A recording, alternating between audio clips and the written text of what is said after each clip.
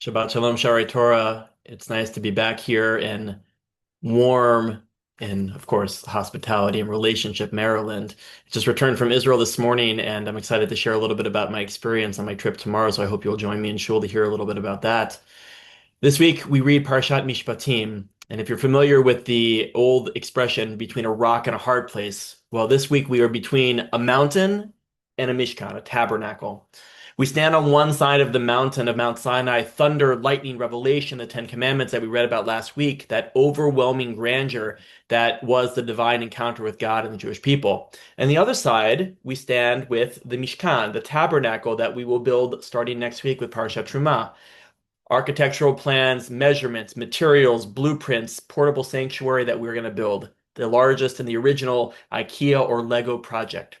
And this juxtaposition for many is jarring. Perhaps that's the point.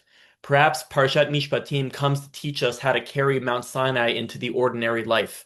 It's the Torah's way of helping us integrate that magical moment, that epiphany at Mount Sinai last week, into the routines and the realities of everyday existence.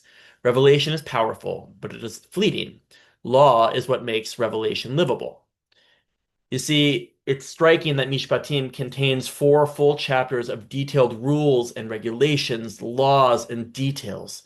In contrast to the brevity of last week's Parashat Yitro when we read the Ten Commandments, here we're given dozens upon dozens of very specific and intricate laws.